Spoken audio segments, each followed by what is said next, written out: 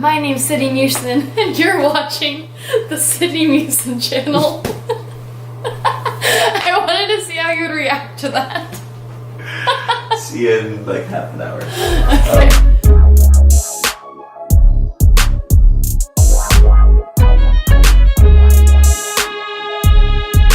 Hello folks, and welcome to or back to my channel. I have a special video for you today. I'm doing my first sit-down video in my cool little studio that we have transformed. And today I'm going to be talking about study abroad.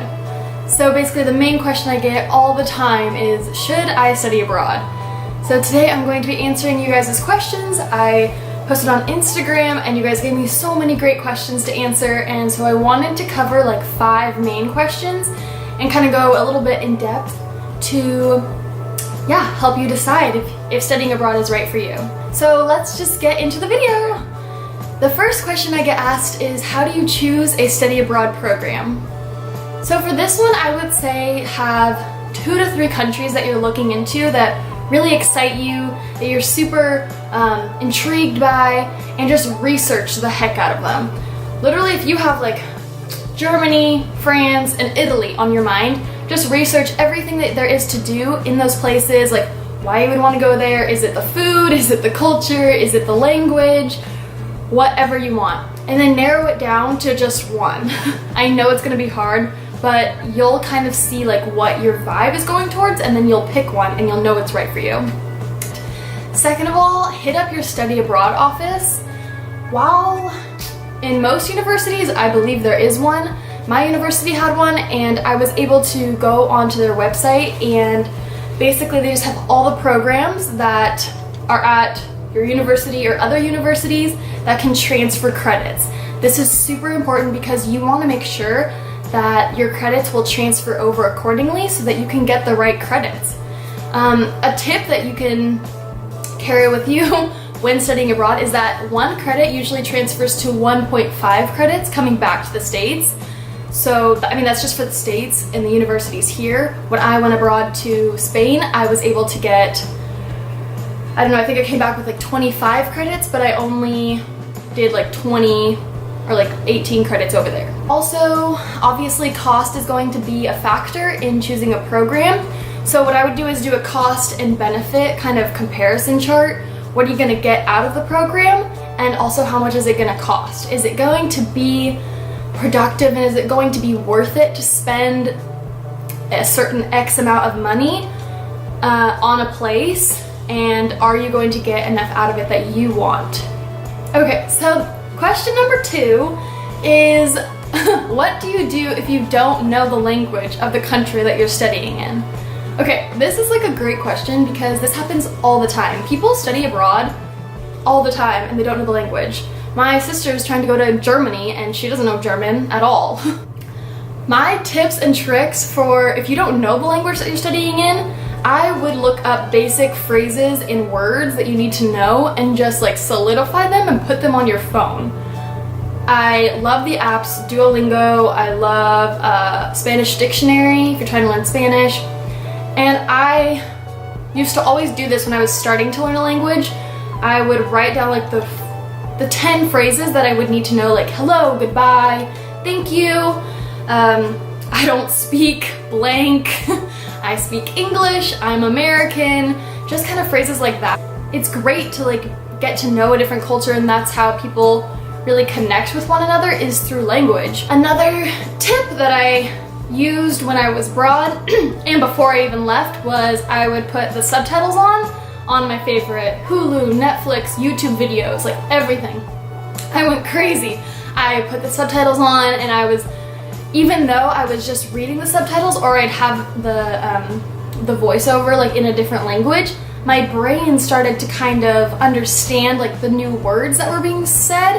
And when I went to these actual places, I was hearing the slang words that I had only heard on Netflix shows or that kind of stuff, because even if you are going to Italy and you don't know Italian, you could hear something on a show constantly, like it constantly being repeated, or you constantly see it being written on the subtitles, And then when you go there, you see it on a sign or you see someone say it and you're like, oh, like your brain makes that connection, and it's awesome. The third question is, how do you adjust to a new culture and that whole like adjustment period? Basically, this question is talking about culture shock. So culture shock is like a real thing, and people go through it at different stages at different times. So what I mean by that is there are like 4 stages that people go through when they're dealing with culture shock. And like the first stage that you go through is kind of what I call the honeymoon phase. Like you're just so happy. It's like the initial like, oh my gosh, I'm here in a different country, this is awesome. And then you're gonna like keep creeping up on the side and you're gonna hit a anxiety stage. So the anxiety stage for me can hit you pretty soon if you haven't experienced a different culture before.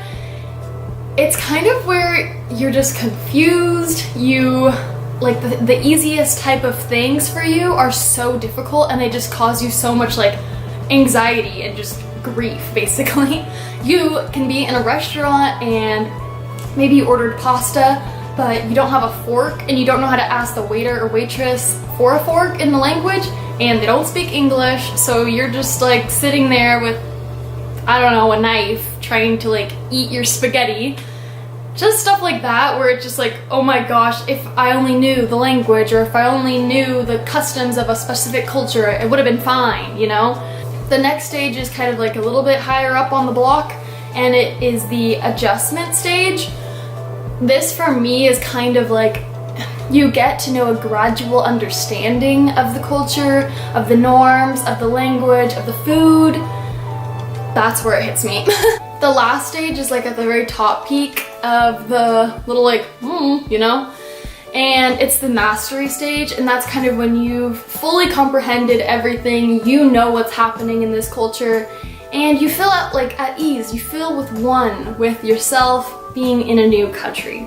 It's the best kind of feeling, and it can take from a week to like 3 months for this change to happen.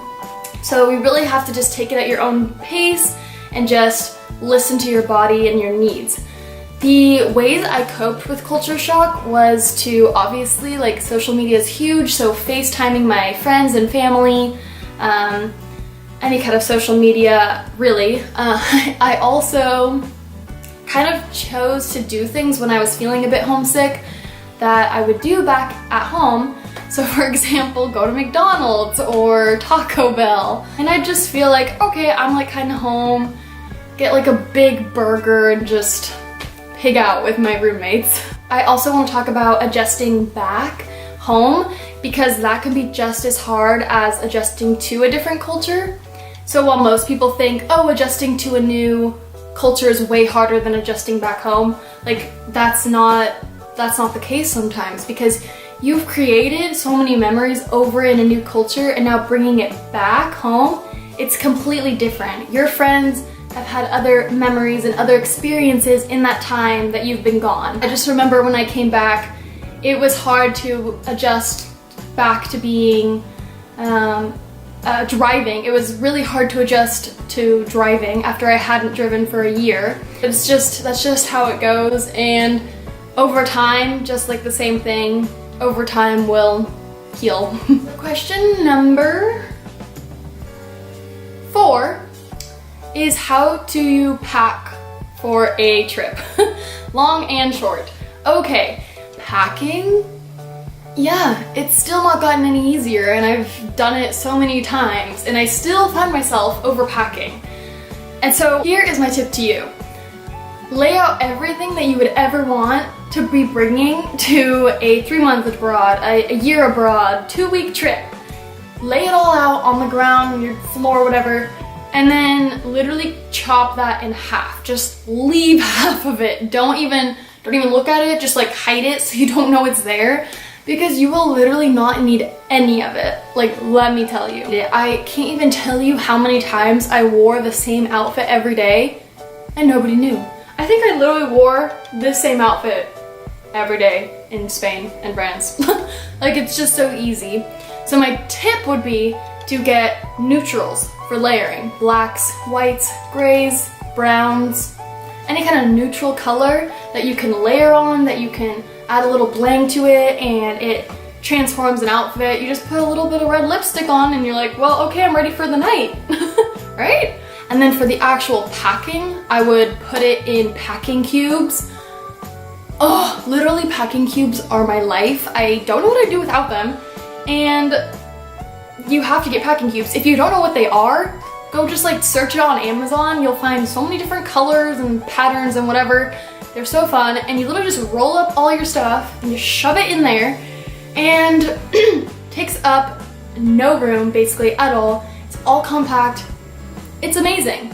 Another tip I would say for packing wise, if you are going for more than 3 months, I would recommend putting a small suitcase and putting it in a big suitcase.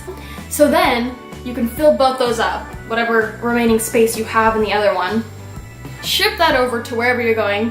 When you get there, you have a smaller suitcase to take with you when you're taking like a weekend trip. Also shoes, bring tennis shoes, just do it. Comfort over cute. You're gonna be walking so much wherever you go because that is the best way to see a country. Number 5 question that I'm going to answer is, how do you budget for everything?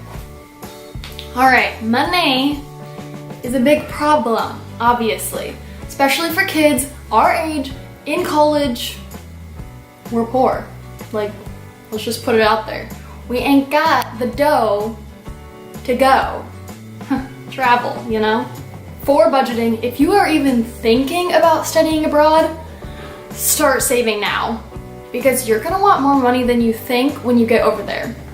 Initially, you're gonna have a main cost for the actual program, which includes like the credits that you're going to be getting, and then you're going to have accommodation costs, and then you are going to be having food and leisure and travel and extra miscellaneous. But once you get there, you can either make it as expensive or as cheap as you want. And the reason I say this is because there are so many ways to save money when you study abroad. And I think a lot of people, it scares them to study abroad because they don't think that they're going to be able to afford it. I just want to say there are lots and lots of good programs out there that are very affordable, and they work with the schedule really well, and they usually work to help find students good classes that will transfer over accordingly. I personally went with the program API through my university, and I actually went abroad with them twice because I loved them so much. They helped me so much. I literally can't stress it enough that the program you choose is what's gonna make or break your experience. Traveling is like a big thing that I do want to touch on briefly, because when you actually get there, you're like, oh, I'm not going to travel that much because that's really expensive, but it can actually be way cheaper than you think.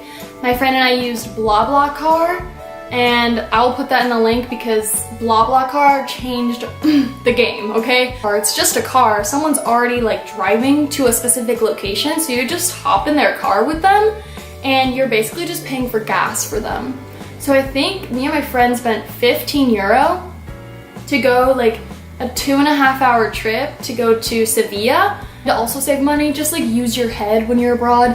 Don't go and buy that like expensive peanut butter when you know there's Nutella and it's way better. The last tip I want to give you about budgeting is notifying your bank and your bank account that you're going to be studying abroad, or if you're planning on studying abroad, talk with them and see if you can get a card that can get you no transaction fees, because that is huge. You do not want to be paying extra for just buying something. You don't want to be taxed or like added extra money onto it for no apparent reason. It's just not needed.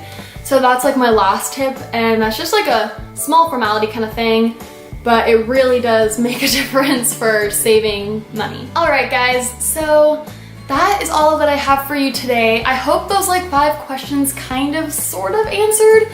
If you would want to study abroad, or if you are even thinking about studying abroad and you're like, can I do this? The answer is you can. And if you really are willing to put in the effort and the time and the overall like money for it, there's definitely ways that you can do it. If you liked this video, please give it a thumbs up, and if you have any more comments, I'd be happy to answer them below, or potentially think about making another video on specific other questions that I wasn't able to answer in today's video. So I hope you guys have a great rest of your day, and happy traveling! Bye!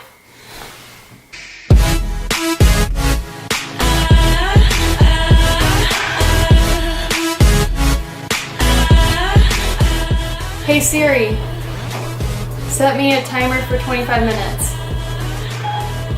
Okay, 25 minutes and counting. Here we go.